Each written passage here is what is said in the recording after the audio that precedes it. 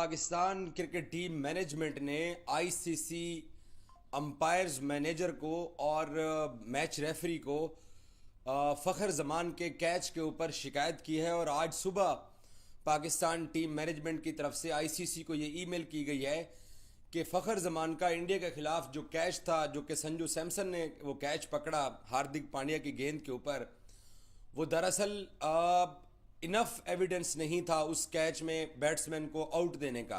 मुतनाज़े फैसले पर आईसीसी के दरवाजे पर दस्तक। पीसीबी ने फ़खर जमान को मुतनाज़े आउट देने पर शिकायत कर दी। थर्ड अंपायर के खिलाफ इंक्वायरी का मुतालबा। भारत के खिलाफ मैच के बाद टीम मैनेजर ने मैच रेफरी एंडी पाइक्राफ्ट को तहफ़्फ़ुज़ात से आगाह किया। गेंद जमीन पर लगकर विकेट कीपर के पास गया। थर्ड अंपायर ने फ़खर को आउट करार दे दिया। फ़खर जमान जिस मूड में आए थे और जिस तरह से खेल रहे थे, ये बड़ा नुकसान हुआ। अब अपडेट ये है कि शिकायत की है थर्ड अंपायर की आईसीसी से।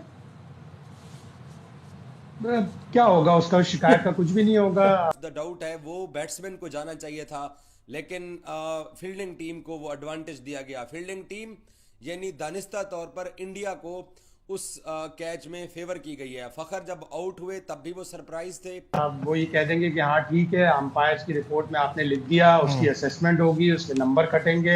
हमने तो जब उसके गेंद लगी थी तो गुलदस्ता भेजा था नकवी साहब ने। फिर आप लोगों ने देखा है कि जब फ़खर डग आउट के अंदर वापस जाते हैं तो वो पाकिस्तानी कोच माइक हेसन को भी बताते हैं और और बात करते हैं उनसे कि ये आउट देने का एविडेंस नहीं था।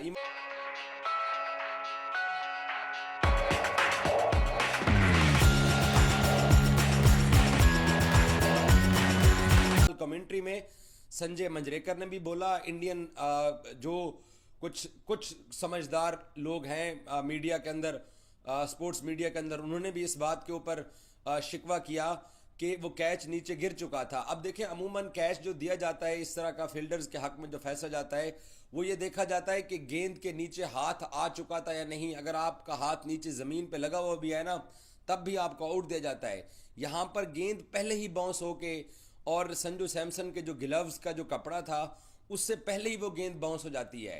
लेकिन आपको मालूम है कि इंडिया कैसे नॉर्मल तरीके से मैच जीत सकता है।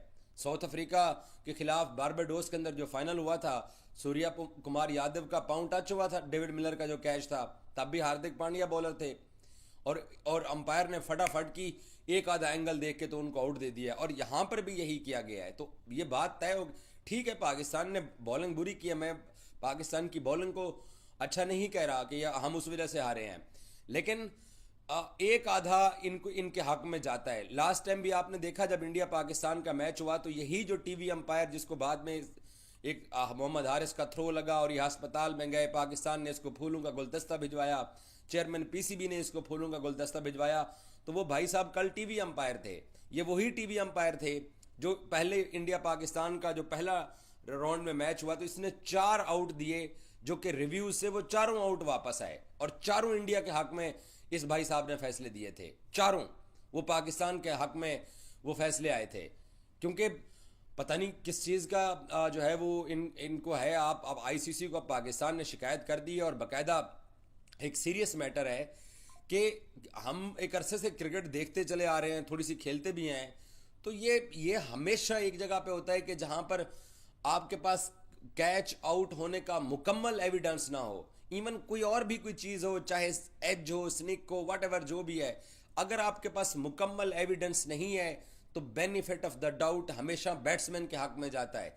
फील्डिंग साइड के हक में बेनिफिट ऑफ द डाउट नहीं जाता है।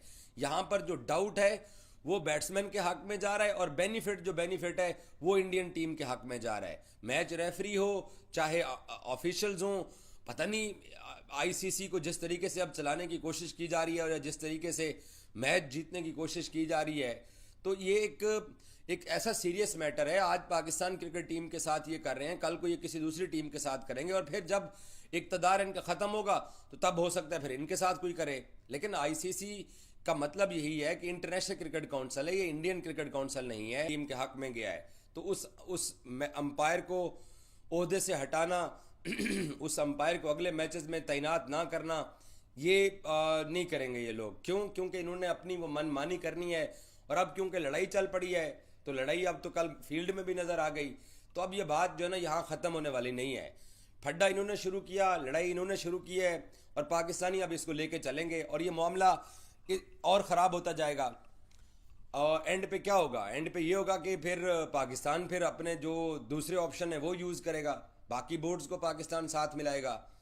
और ये अब जब तक आप जानिबदारी के साथ क्रिकेट खेलते रहेंगे तो कितनी देर तक कोई आपके इन्फ्लुएंस में रहेगा? पाकिस्तान ऐसा मुल्क तो है ही नहीं, ना पाकिस्तान श्रीलंका है, ना Pakistan south Africa West Indies है कि जिनके साथ आप बायलैटरल सीरीज़ खेल के आप उनके माली अखराजात पूरे करोगे, आप उनकी फाइनेंशियल सपोर्ट करोगे उनके साथ सीरीज़ खेल के या उनके घर में जाके या उनको बुला के। पाकिस्तान तो आपके साथ बायलैटरल सीरीज़ खेलता ही नहीं है। तो पाकिस्तान को तो आपका 1 रुपया ना पहले कभी ज़रूरत था, ना अब पाकिस्तान की ज़रूरत है। तो पाकिस्तान मैच रेफरी के खिलाफ भी खड़ा हुआ।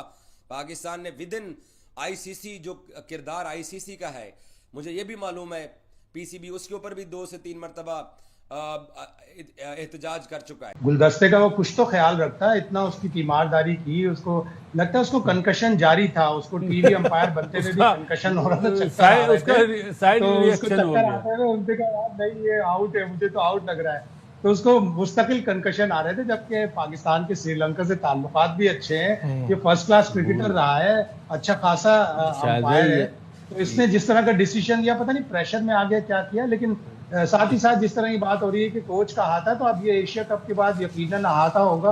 और अरे नहीं सर, नहीं, वर्ल्ड कप के बाद होगा। हुसैन तलत वाली बात मैं पूरी कर लूं बात। हुसैन तलत की बात है, तो जब आपने यूएई के मैच में, अभी जिक्र आया था, यूएई के मैच में आपने खुशदिल शाह को खिलाया था, एटलीस्ट उसे गेम की प्रैक्टिस तो थी, उसने यूएई के खिलाफ मैच तो खेला हुआ था, एक चौका भी मारा था, ठीक है वो बाउंड्री पे कैच हुआ था, लेकिन एटलीस्ट वो रिदम में तो था, उसको मैच प्रैक्टिस तो थी। हुसैन तलत की जगह खुशदिल को एक चांस और दे देते, एक चांस के बाद उसे आपने बाहर कर दिया। ये तो है, मतलब हुसैन तलत की मुझे लॉजिक नहीं समझ में आई है। नहीं आई यार, ये हुसैन तलत की लॉजिक कौन बताएगा? बासित भाई। सलमान आगा ने कहा कि वो स्पिन को बहुत अच्छा खेलता है, सिंगलें बड़ी अच्छी निकालता है। सिंगल अच्छी निकालता है। मतलब उल्टे हाथ से या सीधे हाथ से? सीधे हाथ से तो शॉट मार के आउट हुआ है।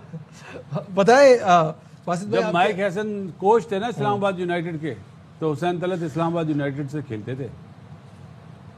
सही है, आप लोग ये चीजें नहीं याद रखते, मैं याद रखता हूँ। क्या कह रहे हैं? इस दफा वो जल्मी से खेला है। नहीं, लेकिन 2 साल से उस वक्त नहीं था वो, क्या? उससे पहले छोड़ गया, उससे पहले छोड़ गया था। कर लीजिएगा, एक सीजन में होगा, मेरा 3 नहीं ख्याल साल हो गए उसको, है ना। हाँ जी। वो तो पेशावर आप कर ले, देख लेना यार। अभी शाहिद भाई चाहे वो बताएंगे, हसन शाहिद अली भाई, हो, चाहे ये शाहिद राना भाई, फहीम अशरफ हो, ये सब वहीं के हैं। मुझे भी ये याद आ रहा है कि हुसैन तलत माइक हैसन के साथ नहीं खेला, थोड़ा नहीं उम्र खेला का भी तकाजा है, थोड़ा उम्र का तकाजा है। चलें, अगर मेरी उम्र का तकाजा है तो मैं रीचेक कर लूंगा, पहली चीज। नहीं, और दूसरी बात ये मेरे भाई, हम बात करते हैं कि कैचेज उन्होंने छोड़े, क्या हमने बोला था? हाँ जाहिर सही है। है। हाँ। अभी जो एम्पायर के फैसले पे बात हो रही है कि फखर जमान आउट था या नहीं, शुरू के जो 2 एक्शन रिप्ले थे उसमें साफ पता चल रहा था वो आउट है। ब्रॉडकास्टर कौन है? इंडियन है। दूसरे एंगल नहीं थे क्या? हमने जब देखा तीसरे एंगल से तो पता चला हमें, डाउट हुआ ना जी। लेकिन तो यही और सिनेरियो एंगल- रखे आपके पहली ओवर में अभिषेक शर्मा इस तरह आउट हो जाता और थर्ड अंपायर उसे आउट दे देता। तो डिफरेंट एंगल होते, फिर वो और जूम होता।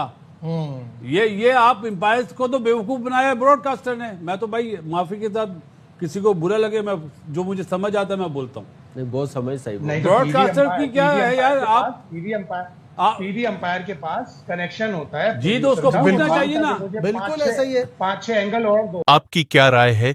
कमेंट करें और शेयर करें। यदि आप चैनल पर नए हैं तो चैनल को सब्सक्राइब करें। वीडियो पसंद आए तो लाइक, कमेंट, शेयर करें। जय हिंद, वंदे मातरम।